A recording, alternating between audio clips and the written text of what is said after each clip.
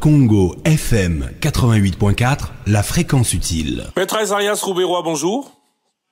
Bonjour, monsieur Christian. Où êtes-vous? À Washington.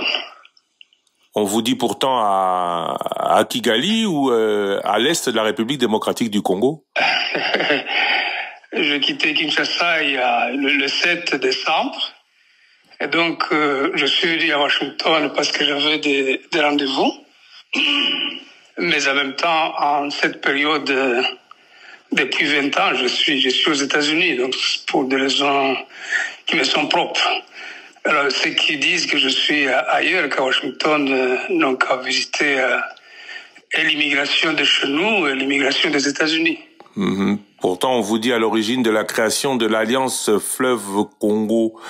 Est-ce que vous êtes de près ou de loin proche de, on va dire, la dynamique Corneille Nangaa?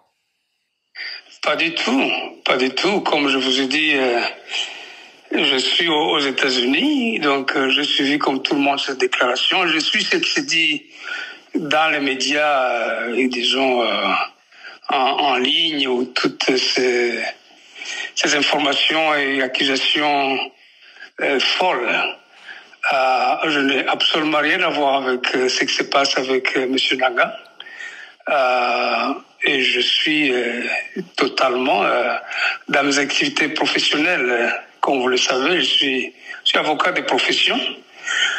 C'est vrai que je suis dans la politique aussi. Mais en même temps, vous savez que faire une rébellion, je sais ce que ça veut dire. Je n'ai pas l'intention de la refaire.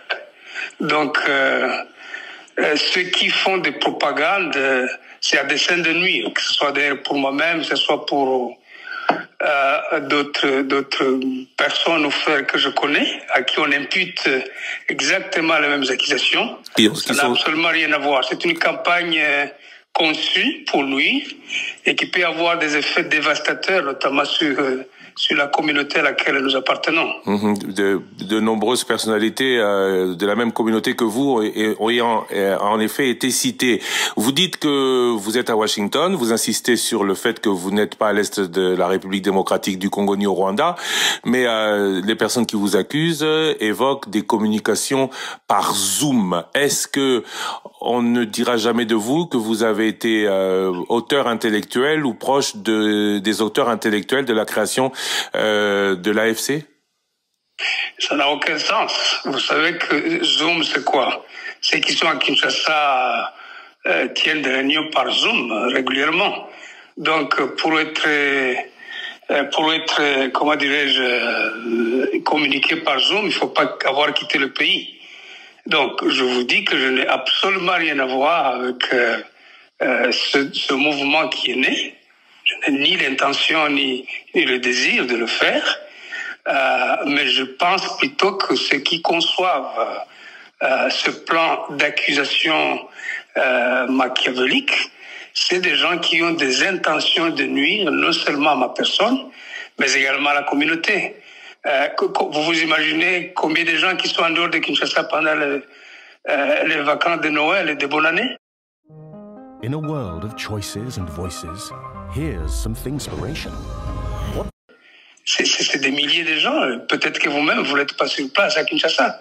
Alors, pourquoi l'imputer aux uns et pas aux autres? Quelle est cette catégorie de Congolais qui doit répondre du fait de l'absence pour cause des vacances? Vous parlez de la communauté Banyamulenge, je tiens à le dire. Peut-être que ceux qui le disent se rappellent qu'il y a quelque temps, vous en avez été, qu'aujourd'hui il y a beaucoup de votre communauté qui sont dans le M23, même si à Kinshasa on fait le lien réel entre le M23 et Kigali. Alors moi je vais vous poser l'autre question. Quels sont vos liens avec Kigali depuis le RCD? Est-ce que vous êtes resté dans ce genre de lien? Quel genre de lien, monsieur? Kigali, le Rwanda était un allié du RCD, c'est connu. Le Rwanda était un allié de l'AFDL, c'est connu.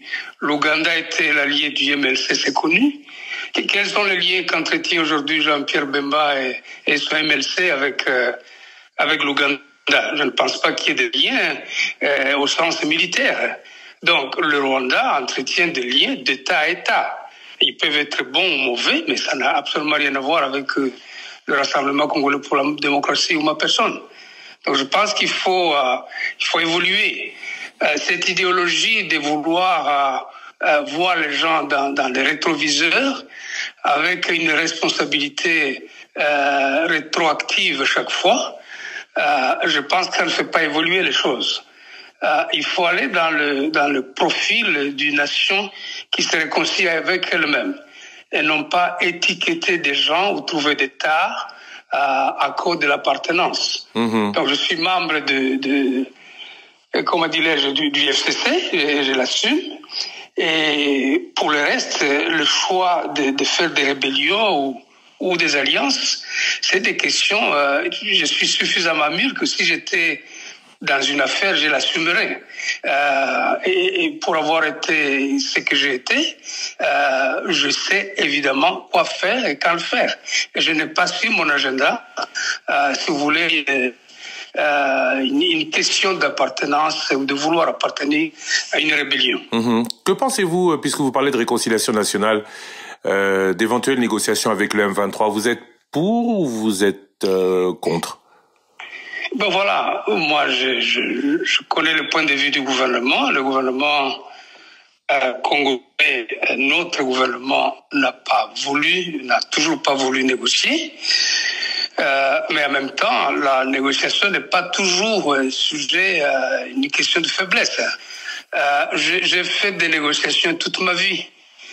Je sais jusqu'où les négociations ont sauvé notre pays et à beaucoup d'autres séquences. Donc, si jamais il y a un dialogue qui conduit à des solutions justes et pures, je ne trouverai pas d'inconvénient. Bon, maintenant, si le gouvernement estime que ce n'est ni le moment, ni la bonne option, c'est le gouvernement de la République et je m'en tiens à ça. Vous avez rappelé que vous êtes du FCC.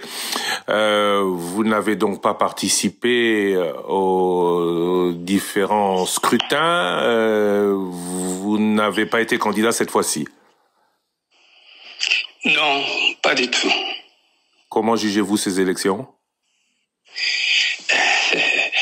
Déjà, ça, c'est une autre question. J'ai tenu à viser l'opinion publique, nationale et internationale, que les accusations portées contre ma personne et contre des frères et des amis que je connais étaient totalement infondées, pas Gali, pas avec Nanga. C'est l'essentiel de mon message. Bon, maintenant, pour les élections, l'opinion publique a noté avec beaucoup de stupeur que il y a eu énormément d'irrégularités. C'est du domaine public, avec toutes ces machines qui ont circulé à travers la République, et la CENI a dû prendre du reste courageusement, mais partiellement, certainement, la décision de valider ces personnes.